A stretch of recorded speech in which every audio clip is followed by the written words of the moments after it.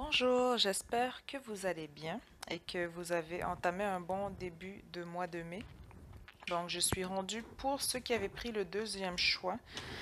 J'avais essayé de le faire en une seule vidéo, mais ça le faisait pas. Donc, voilà. Alors, je fais trois vidéos différentes parce que je pense que la première m'a fait 55 minutes ou une heure. Bref. Donc, voici pour le deuxième choix. Donc, ceux qui avaient choisi l'intervention divine. Donc, j'ai brassé les cartes en ayant cette énergie, ou du moins cette intention euh, en tête. Donc, ce que le message dit, c'est: tu es certainement frustré par quelque chose qui stagne dans ta vie. Les avancées semblent lentes et fastidieuses. Malgré tout, ceci est une bénédiction, une intervention divine se prépare. Quand le bon moment sera venu, les fruits de tes désirs vont mûrir. Et déjà là en soi, je vais vous dire sur cette carte que parfois, qu'est-ce qui arrive aussi, c'est que dans l'intervention divine, c'est que ça demande beaucoup de patience dans la mesure où on voudrait que quelque chose arrive ou soit déjà prêt. Mais ce qu'on vient vous dire aussi avec cette carte-là, c'est que si ce n'est pas encore là, c'est qu'on attend aussi un timing parfait avant de vous servir pas ce que vous méritez, mais ce qui s'en vient vers vous en fait. Donc, je pense qu'il est surtout question de patience pour le groupe numéro 2. Donc, on vous dit que tout, en fait, tout est question de bénédiction. Pour moi, c'est tout est question de bénédiction. Il y a une période d'abondance qui arrive pour vous, mais pour l'instant, c'est une question de préparation et de patience. Aussi, à côté, j'ai deux fiches pour des notes parce que je vais faire un tirage un peu différent aujourd'hui car j'aurais pas le temps de faire les 12 signes individuellement. Donc, je me suis dit que j'allais en faire trois qui sont beaucoup plus longs, beaucoup plus détaillés, donc ils vont toucher quand même chaque domaine. Donc, ce que je fais aujourd'hui, c'est comme tirage, c'est la roue astrologique. Vu que j'ai commencé à m'intéresser ces temps-ci à l'astrologie, bon, je suis pas non plus une pro, donc s'il y a des choses que j'ai dit ou de quoi, vous pouvez me corriger en commentaire, mais s'il vous plaît, ne pas lancer de pierre, je débute dans le domaine. Donc, en fait, comment ça va aller, c'est que j'ai marqué chaque maison, qu'est-ce qu'il en est. Donc, par exemple, la maison 1, c'est la maison du consultant, donc l'état d'esprit. Donc, chaque différente maison dans la roue astrologique va représenter une différente sphère et pour ça, on va avoir différentes cartes. Pour cela, donc j'ai trois jeux différents. Les cartes oracle de l'énergie, le tarot psychique, la sagesse d'Avalon et le tarot doré. Donc nous allons commencer avec la maison 1. Donc bien évidemment, j'ai 12 cartes. J'en ai brassé 12 dans chacun. Je vais juste les séparer. OK. Donc nous allons y aller et je vais juste mettre mes fiches pas trop loin parce que je suis quand même myope et je ne voudrais pas aggraver ma faible vision. Donc, on va commencer avec la première maison. Donc, je vais vous le dire aussi au fur et à mesure. Donc, la maison 1, c'est tout ce qui est état d'esprit du moment, les possibilités, les intentions, les comportements que vous avez aussi à votre égard ou autour de vous. Donc, dans la première maison, j'ai le cinquième chakra avec l'archange Gabriel. Donc, l'archange Gabriel, c'est le messager. Le cinquième chakra, bien évidemment, c'est tout ce qui est communication. C'est la gorge, donc c'est je parle, tout ce qui est communication et aussi clairaudience. Ensuite, nous avons le serpent, donc tout ce qui est connaissance et guérison. Donc sûrement qu'il y a des guérisons ou du moins des choses à dire ou à pardonner ou du moins des conversations un peu plus profondes que d'habitude à avoir avec quelqu'un.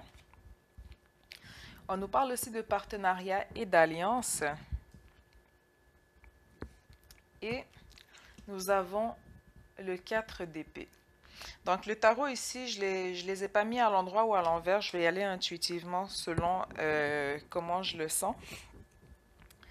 Donc là ici, avec vos intentions, j'ai l'impression que il y a des communications ou du moins quelque chose à régler.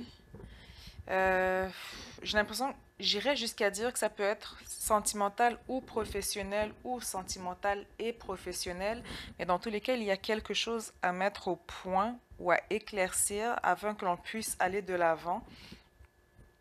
Avec le 4 d'épée aussi, j'ai l'impression que qu'on a besoin de repos. On a besoin de repos mentalement, psychiquement, spirituellement, mais aussi par rapport à nos relations autour de soi. J'ai l'impression qu'il y a quelque chose qui vous occupe l'esprit depuis un certain temps et que vous avez besoin en fait d'en parler pour pouvoir passer à autre chose. Donc c'est comme si vous cogitez constamment dessus, vous n'arrivez pas que vous n'arrivez pas à penser à autre chose, mais votre esprit est sans cesse préoccupé par cette situation ou par rapport à cette personne. Ensuite, bon là, elles sont sorties à l'endroit à l'envers dans ce jeu, mais je vais, encore une fois, j'y vais toujours intuitivement. C'est juste que j'en ai échappé quand je brassais. Nous avons dans la maison 2, un instant, je vais vous dire c'est quoi dans la maison 2. Donc la maison 2, c'est tout ce qui est gain matériel, financier, tout ce qui est dépenses aussi, mais aussi instinct de survie. Et qui dit instinct de survie, c'est aussi le chakra racine, car le chakra racine, c'est jet. C'est tout ce qui est encore une fois matériel ou physique. Donc ici, avec la deuxième maison, nous avons un homme réfléchi. Donc il regarde qu'est-ce qu'il a dans ses mains, du moins il regarde ses avoirs. Nous avons le signe transformation, confiance en ses dons psychiques.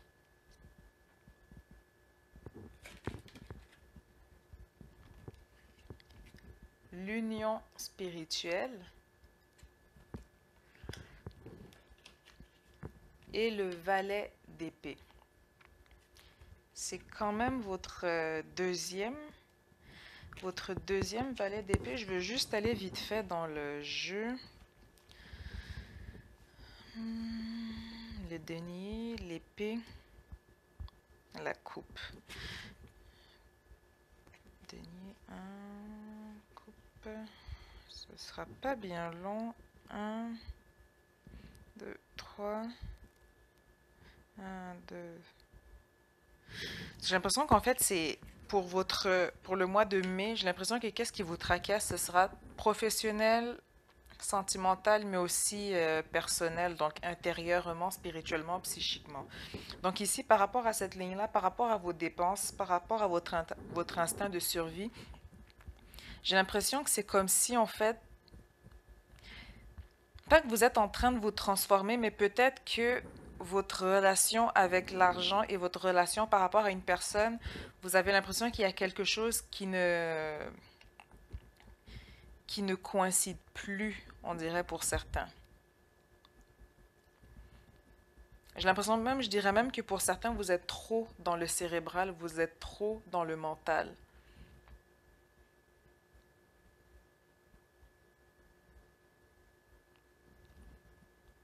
Donc c'est comme si vous avez acquis quand même une certaine intuition ou une certaine facilité au niveau professionnel, du moins dans votre façon de gérer l'argent ou du moins d'en gagner peut-être. Mais ici, on me dit qu'il y a quelque chose à venir balancer au niveau au niveau de votre relation personnelle.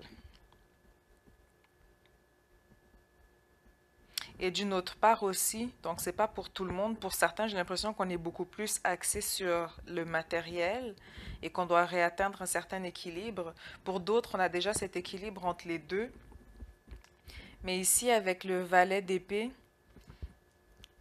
il y a quand même une mise en garde. Donc c'est comme si on vous dit de faire attention euh, avant de prendre quelconque action. Donc réfléchissez, prenez du recul avant de sauter dans l'action, avant de prendre une décision. Et de toute façon, vous avez l'homme réfléchi. Donc je pense que qu'est-ce que vous êtes en train de faire ici avec le valet d'épée et avec l'homme réfléchi, c'est qu'on prend du recul par rapport à une situation et matérielle et aussi personnelle, affective, afin de prendre une décision par rapport à cela. Mais dans tous les cas, on vous dit de vraiment pas nécessairement faire attention, mais analyser la situation de fond en comble avant d'aller plus loin. Ensuite, avec la troisième maison, c'est tout ce qui va être au niveau de la personnalité d'un proche. Donc un proche, ça peut être un ami, un frère, une sœur, votre conjoint ou conjointe, un enfant. Donc quelqu'un qui est vraiment proche de vous. Quelqu'un aussi pour qui, comment dire, pour qui l'opinion est importante aussi. On parle aussi de petits déplacements et tout ce qui est apprentissage avec la maison 3. Donc avec la maison 3, nous avons jardin et portail, l'amour, fondation et réalisation, et le 2 de denier. C'est vraiment... C'est drôle parce que là, si on regarde juste, si on regarde pas le tarot, on regarde juste les trois premières, c'est comme si en fait, du côté émotionnel ou du moins au niveau de votre foyer, c'est comme s'il y a quelqu'un en fait qui essaie de, like, trying to reach out, qui essayait de vous contacter ou du moins d'être au même niveau que vous en fait, au niveau communication affective, au niveau des liens affectifs. Mais c'est comme si vous, à votre niveau, il se peut aussi que ce soit l'autre personne, mais il y a un des deux ici qui est beaucoup plus concentré sur les biens matériels que sur la relation. Donc encore une fois, ça rejoint un peu là avec la deuxième maison. Il y avait comme une espèce de déséquilibre, comme je disais. Mais là, il y a qu'il y a une indécision aussi. Donc il se peut aussi que pour certains, on peut parler d'une harmonie au niveau du foyer. Donc que vous êtes bien encadré, pardon, que vous êtes bien entouré, qu'on vous supporte. Mais qu'en même temps, sur un plan professionnel, sur un plan matériel, vous avez de la difficulté à faire un certain choix. Et le problème avec les deux, que ce soit des deux de denier, de coupe, d'épée ou de bâton, c'est que si vous restez dans l'inaction, ça peut devenir problématique. Donc à ne pas trop jongler non plus, à ne pas trop rester dans cette situation. Donc j'ai l'impression qu'ici, on peut peut-être essayer de vouloir vous aider par rapport à cette indécision, ou c'est peut-être vous aussi qui analysez la situation par rapport à qu'est-ce que vous avez déjà, par rapport à qu'est-ce que vous voulez bâtir sur du long terme avec quelqu'un, qu'est-ce que vous avez déjà, est-ce que vous allez dans la même direction que cette personne? Êtes-vous aussi au même niveau par rapport à cette personne ou avancez-vous seul dans la même direction? Donc j'ai l'impression ici, on recherche une harmonie tant affective, personnelle que... excusez, j'ai comme quelque chose qui colle sur la carte. Donc, tant personnel que professionnel, mais ici on cogite vraiment, on pèse le pour et le contre par rapport à une situation financière, par rapport à une situation matérielle. Donc, attention à ne pas trop rester dessus, car j'ai l'impression que vous allez passer à côté de certaines opportunités autres que ce domaine-là que vous pourriez rater. Ensuite, avec le foyer, donc la maison 4, c'est tout ce qui est foyer, famille, mais aussi hérédité. Et c'est drôle car ici, vous avez le 2 de denier, donc on cogite. Et juste après, nous avons l'action. L'action, mais nous avons aussi la peur. L'espoir. Oh là là, c'est votre jeu, il est vraiment... Et le 2 de coupe. C'est...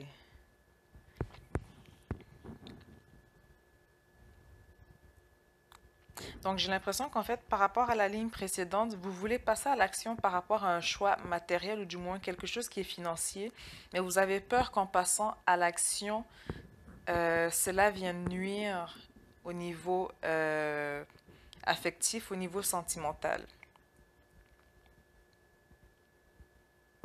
Et c'est comme si depuis un certain temps, pas qu'il y avait des disputes ou autres, mais c'est comme s'il y avait des désaccords ou des mésentendus plus qu'autre chose. J'ai l'impression que quelque part, vous voulez la même chose, mais la communication, ou du moins la façon que c'est dit, c'est comme si l'un n'écoute pas l'autre et chacun en fait essaye d'avoir raison par-dessus l'autre. Donc c'est un peu comme c'est un peu comme si c'était un combat de coq ou un combat d'ego, où est-ce que l'un va avoir raison plus que l'autre. Mais le fait de vouloir passer à l'action, ça vient vous mettre des doutes par rapport au sentimental, par rapport à l'affectif. Mais dans tous les cas, ici, on vous dit avec la carte de l'espoir qu'il y a espoir, n'ayez pas peur, allez de l'avant.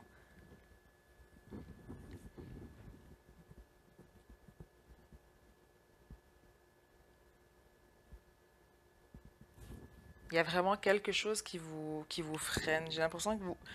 C'est, j'ai l'impression que là, jusqu'à maintenant, votre énergie, c'est que vous êtes vraiment, vraiment, vraiment dans le mental. Donc, peu importe le domaine qui vous affecte, tout est dans le mental. Et chaque fois que vous voulez prendre une action ou faire un pas, à peine vous avez levé le pied que vous vous dites, est-ce que c'est la bonne chose à faire? Si je fais ça, qu'est-ce qui va arriver après? Donc, vous êtes vraiment dans le mental ici. Mais dans tous les cas, de toute façon, là, vous avez le 2 de denier, le 2 de coupe. Vous n'en avez pas d'autres. Donc, il va quand même falloir faire un choix. Que ce soit personnel ou professionnel, matériel ou pas. Va quand même falloir trancher car vous pourrez pas... Veux pas, le truc c'est qu'à trop stagner, peu importe le domaine qui est affecté, l'inaction finit par nous nuire plus qu'autre chose. Donc, il va falloir vraiment trancher par rapport à cela.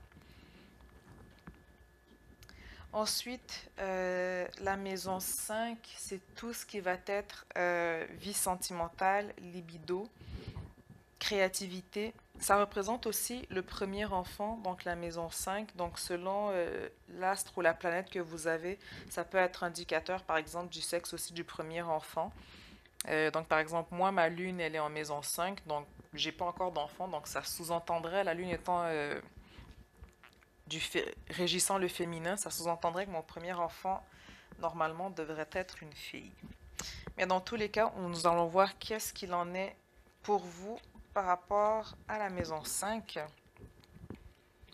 Guérisseur de tous les temps. Et c'est drôle parce que dans la première carte, dans l'état d'esprit, on avait l'archange Gabriel, donc le chakra, le 5e chakra, donc la communication. Donc il y a vraiment quelque chose à venir guérir ici. Et c'est vraiment au niveau émotionnel. Si vous voyez ici où est-ce que la lumière brille, c'est vraiment au niveau du chakra du cœur. Donc il y a vraiment quelque chose à venir guérir, quelque chose à venir mettre au clair. Avec le chat, on vient aussi mettre de saines limites. Donc j'ai l'impression aussi qu'il peut y avoir un problème de restriction ou de liberté. Vous avez peut-être l'impression qu'on vous met en cage ou qu'on vous met des restrictions. Et c'est comme si vous... Comment dire? C'est comme si vous vous freinez, mais que vous êtes rendu à un point où est-ce qu'à force de vous retenir, vous allez finir par exploser, à ne plus pouvoir vous retenir en fait. Mais dans tous les cas, ici, on parle d'avoir ou d'établir de saines limites. Mouvement positif vers l'avant. Et nous avons aussi l'étoile.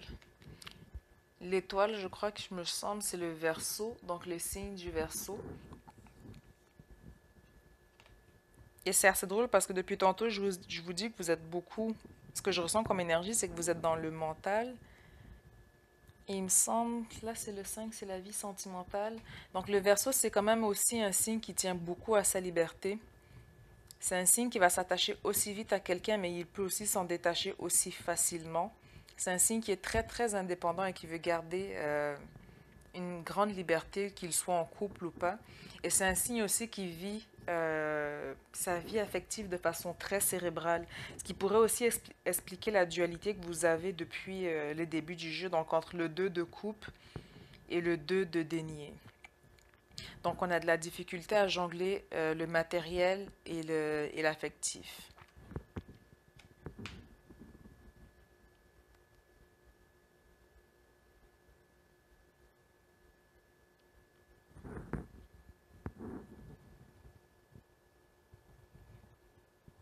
Donc il se peut que dans votre thème natal, ce soit un signe qui soit très très important dans votre charte, ou du moins là présentement ce sont vraiment les énergies qui ressortent, donc ou vous êtes Verseau, ascendant Verseau, ou c'est un signe qui ressort beaucoup dans votre charte, mais dans tous les cas ici, on vous dit que vous avez besoin de votre liberté. Donc peut-être il y a des restrictions ou des choses à mettre au clair par rapport à votre relation. Mais dans tous les cas, vous voulez aller de l'avant. Donc vous êtes dans le cérébral, vous êtes dans le mental, mais peu importe l'issue, vous voulez vraiment trouver une solution afin d'aller de l'avant, mais surtout et avant tout guérir afin de pouvoir passer à autre chose, afin de pouvoir tourner la page. Donc ce serait d'établir ici des saines limites. Donc j'ai l'impression que à cause de cette énergie, tout ce qui est créativité ou libido ou vie sexuelle, c'est un peu en suspens dans la mesure où vous êtes... il n'y a pas de place à la créativité présentement dans votre esprit. C'est vraiment... Vous avez besoin de mettre les choses sur table et d'éclaircir la situation. Ensuite, dans la maison 6, on parle de tout ce qui est travail, activité générale, la santé, mais aussi l'autodiscipline. Donc en 6, ici, nous avons contraintes financières, la protection,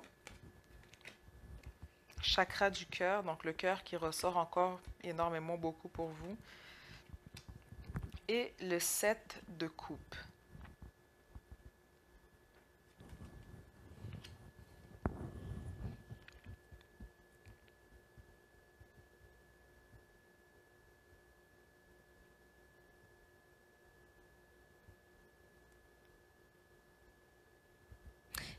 Là, en fait, ce que j'ai l'impression, c'est que contrainte financière, je ne le vois pas comme une contrainte. Pour moi, c'est que vous êtes en train d'essayer de vous faire un plan pour vous mettre de l'argent de côté,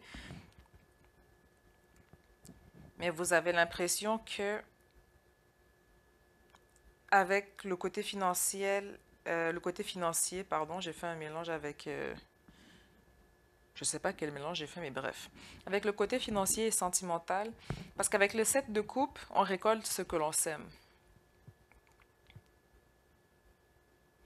On récolte ce que l'on sème.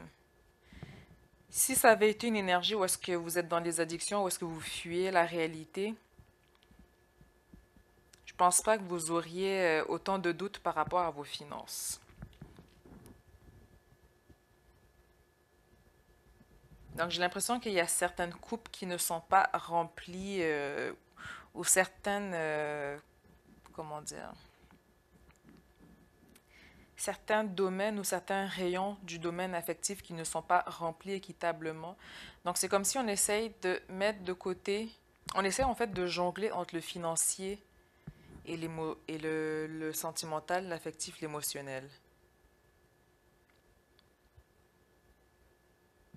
Et j'ai l'impression aussi que émotionnellement parlant, vous voulez aussi quelque chose qui vous fasse vibrer, quelque chose qui vous passionne, que ce soit sur le plan affectif, professionnel ou matériel. Donc vous essayez, c'est comme si vous analysez la situation pour voir ce que vous avez en fait. Est-ce que vous êtes comblé sur tous les niveaux? Est-ce que c'est quelque chose qui vous passionne? Donc où est-ce que vous allez par rapport à cela? Mais dans tous les cas, on vous dit que vous avez la protection.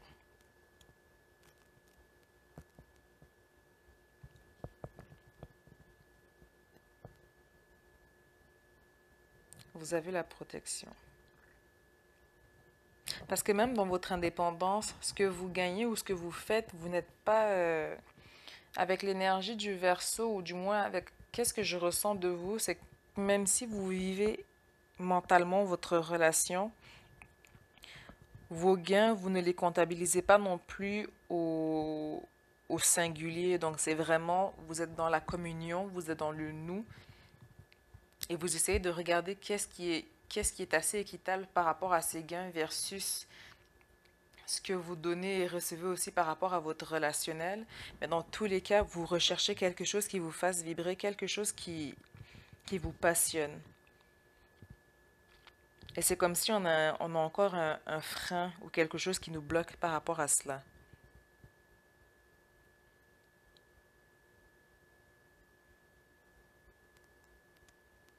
C'est comme si vous faites les 100 pas en fait. Vous analysez la situation, vous faites des va-et-vient, mais vous n'arrivez pas à avoir une issue finale pour l'instant.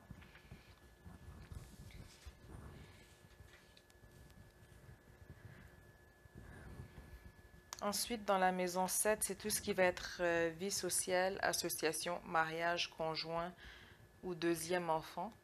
Mariage, ça peut être signature de contrat, ça peut être l'achat d'une maison, donc c'est pas à proprement dit un mariage. Nous avons ici le contrat, la richesse, chakra du troisième œil et le chevalier de denier.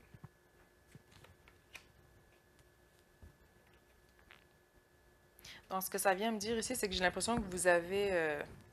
tantôt, on avait l'action, on avait aussi l'indécision par rapport au sentimental versus le matériel.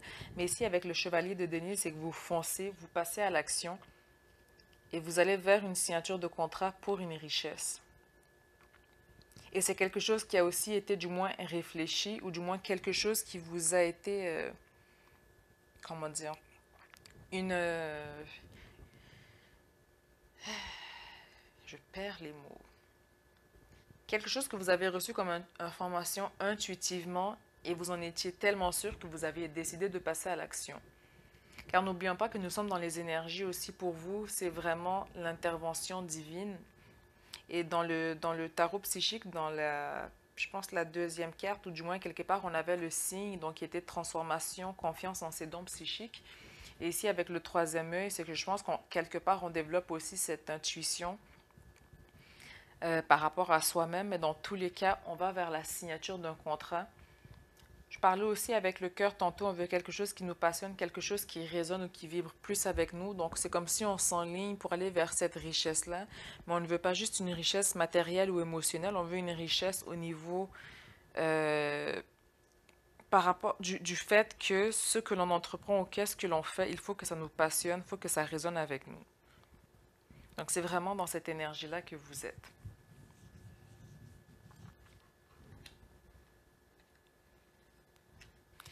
Ensuite, 8, c'est tout ce qui est transformation profonde dans la maison 8. Donc tout ce qui est transformation profonde et intérieure, la sexualité, le psychisme, la capacité à prendre des risques. Nous avons le premier chakra, donc le chakra racine avec l'archange Michel. Et c'est drôle, nous avons la carte des risques, donc je pense que c'est assez clair, vous les prenez ces risques. Et le premier chakra aussi, c'est drôle, c'est tout ce qui est aussi sécurité, finance, argent, sentiment de survie aussi. Donc c'est drôle que ces deux cartes-là sortent ensemble. La lumière et le chevalier d'épée.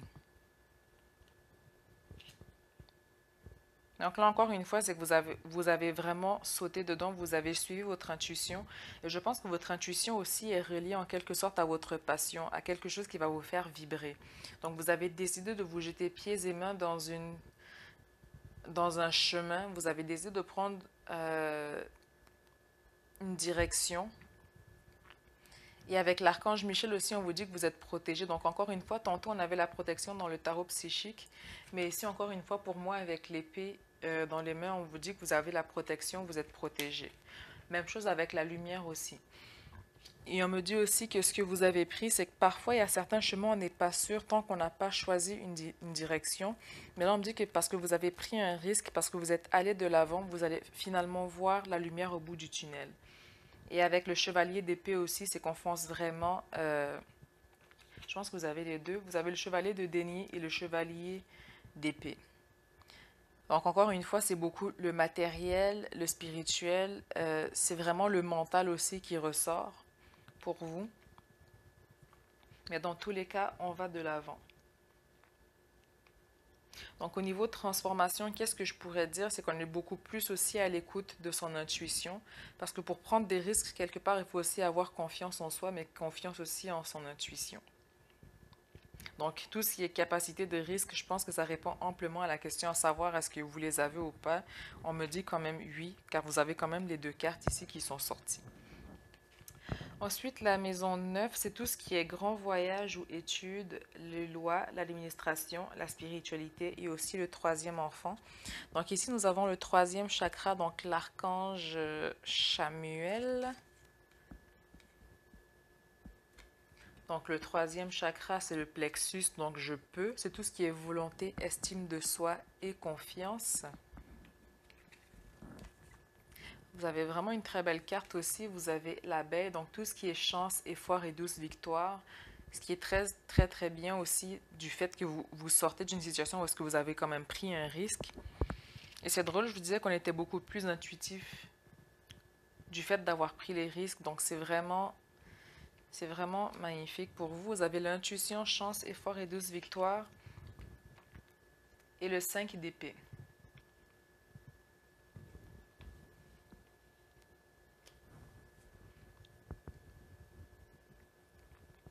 Donc, vous avez décidé de prendre les choses en main. Avec le 5 d'épée et avec le troisième chakra, donc le plexus solaire, on a beaucoup plus confiance en soi, on a pris les choses en main. S'il y a eu de l'adversité qui s'est présentée, on ne s'est pas effondré par rapport à cela et on a l'impression que même si on a outrepassé cela, que ce n'est pas encore entièrement fini, c'est qu'on se sent un peu reposé, mais pas complètement encore, pas complètement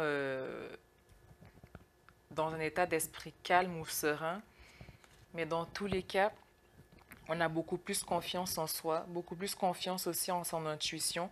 Mais dans tous les cas, on vous dit que les risques que vous avez pris ou que vous allez prendre pour le mois de mai vont porter fruit. Et nous avons l'intuition. Et j'ai l'impression aussi que par rapport à cette intuition, vous allez faire plus que la développer. Vous allez aussi faire une introspection par rapport à cette intuition. Donc j'ai l'impression qu'encore une fois, ça va être quelque chose de cérébral. Vous allez analyser cette intuition, comment elle se passe en vous, comment vous réagissez et quels sont les aboutissements par rapport aux actions que vous faites face à cette intuition. Donc ça va rester quand même tout de même mental, mais vous allez quand même être beaucoup plus à l'écoute de votre intuition. Ensuite, dans la maison 10, c'est tout ce qui est besoin de trouver sa place, vos ambitions, aussi votre chemin, où est-ce que vous en êtes rendu par rapport à votre cursus, par rapport à votre parcours, votre chemin de vie. Nous avons l'attachement, la grenouille, donc tout ce qui est ménage, libération de fardeaux émotifs, la sagesse, oups, ça irait mieux si je cachais pas, et le jugement.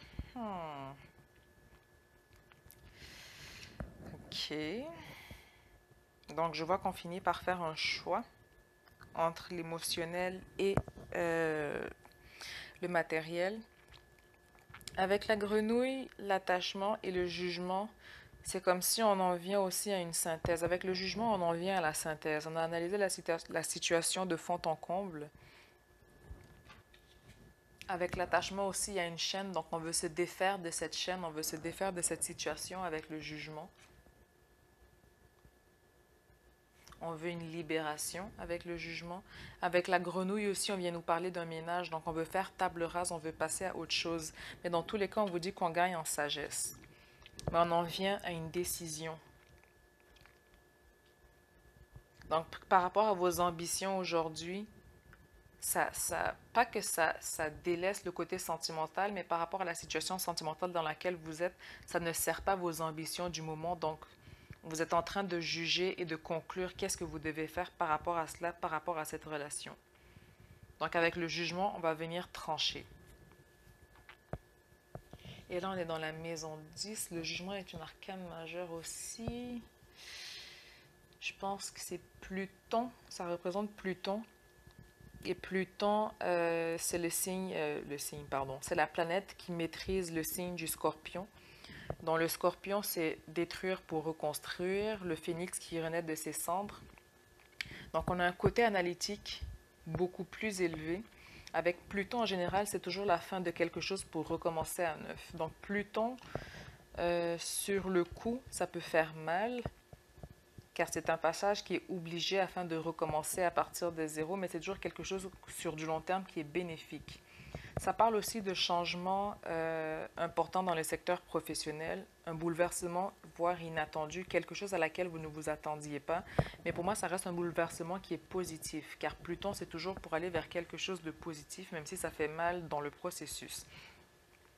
Donc, c'est comme si on décide de partir sur un coup de tête pour quelque chose de mieux, pour quelque chose qui nous passionne, quelque chose qui résonne plus avec nous sur un plan professionnel ou émotionnel. Et par rapport au sentimental, à regarder ça, ça vous fait aussi réfléchir sur vos habitudes. Donc, on a une remise en question sur nos habitudes, sur nos choix émotionnels. Mais dans tous les cas, on va venir trancher avec le jugement, avec la planète Pluton dans la maison 10, pardon. Donc, ça rejoint l'attachement et la grenouille. Donc, on se défait d'une situation pour recommencer à neuf. Et même si c'est quelque chose que vous vivez cérébralement, ça n'empêche pas que... Je veux dire, c'est pas parce qu'on vit cérébralement versus émotionnellement que ça fait moins mal. Donc, ça reste quand même quelque chose qui n'est pas évident avec Pluton. Mais dans tous les cas, c'est vraiment, Pluton ramène toujours quelque chose de nouveau, un nouveau départ, un nouveau cycle. Pour moi, ça correspond aussi un peu à la mort en termes de planète. Donc, on passe à quelque chose de nouveau. Ensuite, avec la maison 11, c'est tout ce qui va être amis, projet et le futur. Nous avons mains et pieds liés. La communication.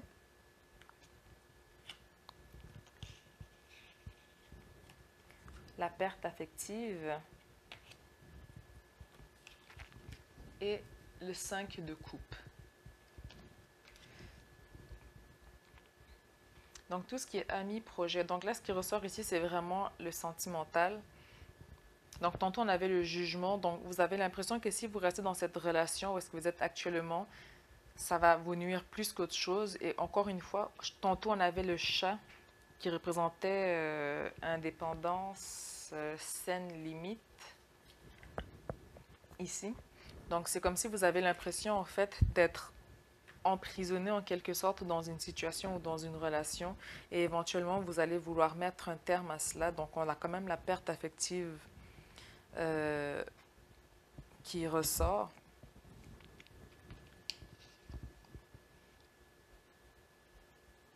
Et avec le 5 de coupe aussi. Donc si vous voyez, il y a 3 coupes qui sont renversées devant, donc il est quand même triste. Pour lui, c'est la fin de quelque chose, même s'il ne se rend pas compte derrière que peut-être il restait 2 couples qui étaient encore debout, donc il y avait encore de l'espoir par rapport à la relation. Mais là, j'ai l'impression que, espoir ou pas, peu importe ce que vous pourriez sauver par rapport à cette relation, parce que vous vous waouh, parce que vous vous sentez restreint. Et encore une fois, avec l'énergie du Verseau, tantôt qu'on avait, je pense, en maison 5, je crois, mais en tout cas, avec l'énergie du Verseau qui est quand même très, très indépendant et qui veut une liberté aussi d'action, j'ai l'impression qu'on veut mettre un terme à cette relation pour pouvoir retrouver cette liberté et pour pouvoir retrouver une certaine passion dans notre vie, que ce soit professionnelle ou autre. Désolée, j'avais envie d'éternuer, mais c'est pas sorti finalement. Ensuite, dans la maison 12, c'est tout ce qui va être épreuve, crise existentielle, avant de retomber dans la maison 1, avant de recommencer la roue astrologique. Encore une fois, on vient nous confirmer la rupture, donc avec le cœur brisé, la fin d'une relation. Aussi la confiance. Choisir avec sagesse. Et la roue de fortune.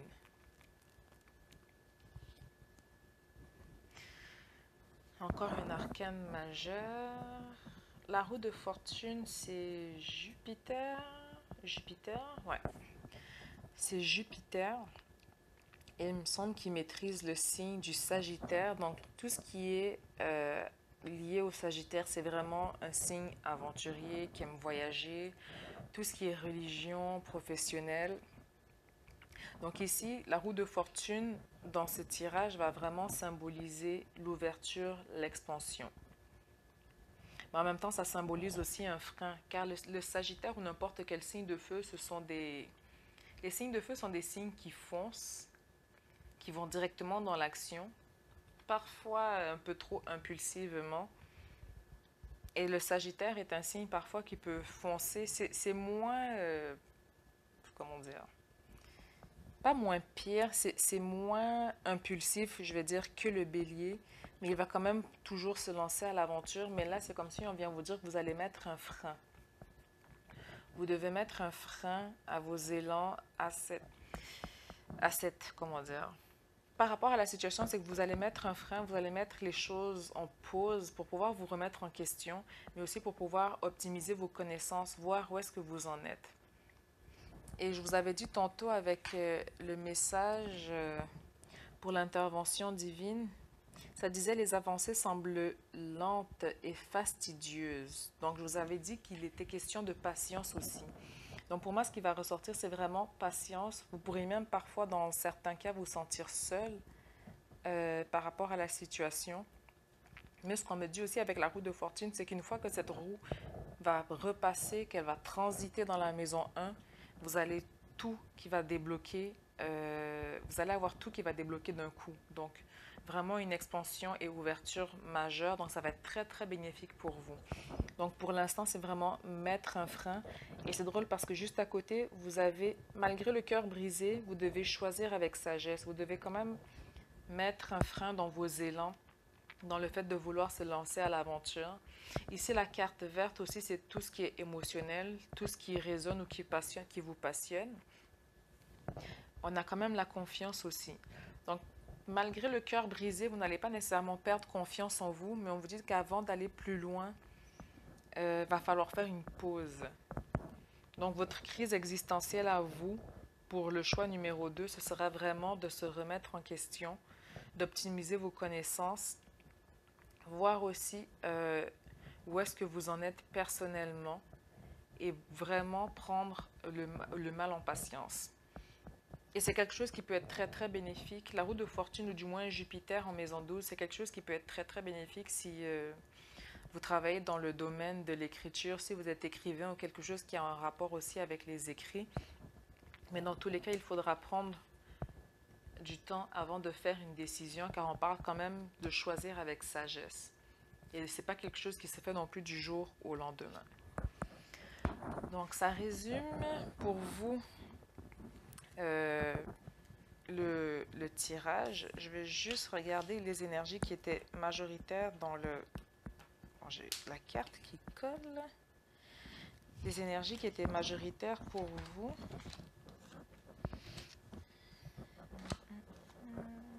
5 d'épée, coupe, l'étoile, la coupe, le denier.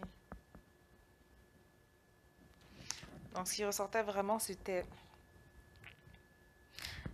J'ai parlé beaucoup du matériel et de l'émotionnel, comme quoi c'était dur à jongler. Mais c'est pas que c'est secondaire, mais ce qui ressortait beaucoup dans votre jeu par rapport au tarot doré, c'était vraiment l'épée, c'était vraiment le mental. C'est le mental qui est ressorti beaucoup pour vous, suivi ensuite de l'émotionnel avec les coupes. Donc, ce qui vous freinait le plus, j'ai l'impression, c'était vraiment l'affectif, l'émotionnel par rapport au matériel. J'ai l'impression que c'est ce qui vous ralentissait un peu dans vos actions, dans vos choix. Mais vous allez finir par trancher par rapport à cela. Vous allez finir par couper. En fait, s'il y a un paramètre dans l'équation qui vous ralentit trop ou qui fait que l'équation ou la somme totale est moindre, vous allez simplement retirer la variable de l'équation. Donc, en espérant avoir fait le tour, donc n'oubliez pas que pour vous, ça va être un mois, c'est tout ce qui va être patience, surtout remise en question. N'ayez pas peur non plus de vous lancer à l'aventure par rapport à vos choix professionnels ou matériels. J'ai quand même l'impression que vous allez être guidé par rapport à cela. Là, pour l'instant, le mois de mai peut sembler un peu dans des énergies de dualité ou de diversité ou de choix à faire, mais dans tous les cas, pour moi, avec avec la roue de fortune en maison 12 avec Jupiter, pour moi, quand ça va transiter, quand vous aurez fini en fait cette étape-là et que ça va retourner en maison 1, ça va être vraiment parfait pour vous. Ça va être vraiment... Et c'est ce qui est très bien aussi, c'est qu'on avait... c'était lequel? On avait le jugement aussi, donc avec Pluton. Donc pour moi, Pluton et Jupiter, dans votre cas, dans ce tas-là, ça va être vraiment très très bénéfique pour vous dans la mesure où, avec la remise en question et avec le fait de reconstruire à partir de zéro, ça va être quelque chose qui va vous redonner un vent frais, quelque chose qui va vous permettre d'aller plus loin et d'aller de l'avant avec confiance. Donc je vous dis à très bientôt pour le prochain mois. Je ne sais pas quand est-ce que je vais reprendre les tirages individuels pour les signes car je suis un peu en changement personnel, professionnel et comme d'habitude tout m'arrive toujours en même temps donc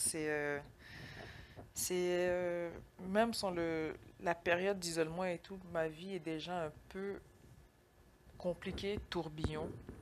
Je reste quand même toujours disponible pour les consultations privées selon les décalages horaires ou les disponibilités. Et si vous avez des questions, des suggestions aussi ou autres par rapport à d'autres tirages que vous aimeriez ou des questions que vous voudriez que je fasse aussi, n'hésitez pas. C'est juste que personnellement, je cherche jamais à faire plus car je cours déjà hors de tout. Donc parfois après sortir de mes habitudes, c'est pas que c'est dur, mais je prends pas toujours le temps de m'y attarder. Donc je pense que c'est pas mal tout. Je vous dis à très bientôt. Je vous souhaite un excellent mois de mai. Un joyeux anniversaire aussi aux taureaux, car c'est la période des taureaux aussi. La santé avant toute chose, bénédiction et réussite dans tout ce que vous entreprenez. Donc à très bientôt.